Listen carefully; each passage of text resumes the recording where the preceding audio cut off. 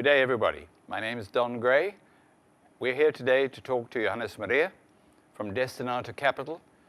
Johannes has an urgency about his voice at the present moment, which should concern you if you have money that can be put away and saved on tax. Johannes runs Destinata Capital, which one of their specializations is the 12J investment. Hello, Johannes, and thank you for being here. I don't know. Thanks for having me. Talk to us about a Section 12J investment. Okay, so in a nutshell, what it is, it's a tax program that SARS has implemented in 2009 already.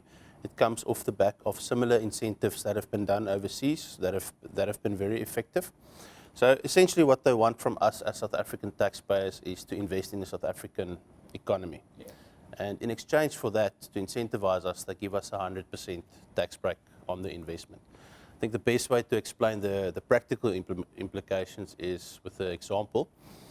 If I'm a taxpayer falling in the top tax bracket of 45%, if I take R1 million and invest it into something standard, something non-tax deductible like a share portfolio or a call account or even a property, for example, that's essentially after-tax money. So I'm still going to pay 45% on my million in taxes, so 450,000 Rand. If I take that same investor, if he chooses a tax-deductible vehicle like an S12J investment, he would get R1 million tax deduction, which would save him that 450,000 Rand in tax. So he's essentially been subsidized 45% of his investment by the taxman, which is quite powerful. One of the products you talked about, which I find very interesting and quite compelling, because not everybody's got money sitting on the side there waiting to happen. You talk about the Destinata Capital Smart Loan option for investors. Now, that's something I'd like to know more about. What does this mean and how does it work?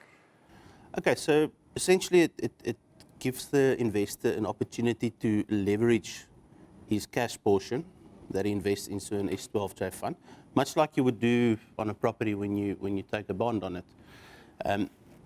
Again, I think the best way to explain it is through an example. Let's take the first investor. He takes 250,000 Rand, invests it into an S12J fund. We assume 45% tax bracket again. He's going to have a tax saving of about 112,000 Rand on that 250. If I take the same taxpayer, but he chooses to make use of a smart loan option, that's essentially us providing finance to the investor to invest. Yes. So, same example, let's say that taxpayer takes 250,000 Rand of his own cash, and we top him up with a smart loan, let's say for another 750,000 Rand. That now bumps up his S12J investment to R1 million. So he gets a tax deduction on the R1 million. So he gets back 450,000 Rand as opposed to the 112 if he only took his own cash. Very clear. So that obviously, that leverages your investment quite a lot, and that larger portion that's now been received back from SARS in tax savings can now be used as a down payment against that loan to reduce it massively. So what happens is you're sitting with a much larger investment up front, you have a bigger tax deduction, and you can make a big down payment on the loan up front. Here's a situation. Most small businessmen or businessmen tend to put their money back into their company and live on as little as they can. How can a company leverage that? Can they leverage the Section 12J investment and smart loan? Yes, they can. I think for a company, especially now with the sunset clause that is kicked in, I think that's quite a good synergy with the smart loan option. Yeah. Because an option that a company has got available to it that the individual has not is the ability to build up assessed losses. Yes. So if I make an assessed loss in year one of R1 million, I can set off my future taxable incomes against that. Mm-hmm. So the opportunity here for companies and trusts is to make a larger S12J investment, even if it pushes them to a tax loss position, because it now gives them the opportunity to set that tax loss off against future taxable incomes. So typically, I think the typical company for who this could be quite beneficial and for whose strategy it would fit into is a company that have identified S12J as an investment vehicle that they wanted to make use of for the next few years, for example. So in that case, it would make sense, in my opinion, to do the larger investment now, get the assessed loss going, and then work it off in your future years. I've got an option. One is investing in a 12J myself for my own tax benefit, or through my company. What would you recommend? It's going to depend on a case-by-case basis quite a bit. The one thing on the company side, obviously, is the fact that your tax rate is lower at 28%. So the saving is not going to be as big as for the individual. But where it does give you a massive benefit is the fact that you can get that assessed loss going. You got the money. Now, where do you invest it? Where does Destinata, invest such money? What sectors are you working in? We're quite property focused. In terms of S12J legislation, properties need to be hotel type properties, so more of an active service as opposed to a very passive function where you do long-term lets, for example. So we focus quite a lot. About 70% of our funds have been deployed to Airbnb type apartments in the Waterkant area in Cape Town. We've found that area of Cape Town has always been resilient in the past. And the other thing that I like about that asset class is the fact that you've got strong assets on your balance sheet.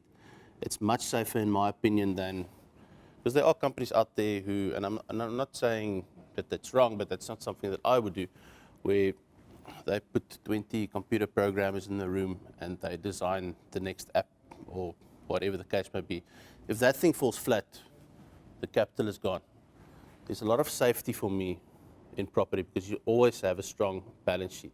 Even in times like now, obviously with COVID, the yields have been lower over the past year, but we're already seeing very good signs of recovery. And I actually think the post-COVID world is going to be more attractive for South Africa in terms of foreigners coming here.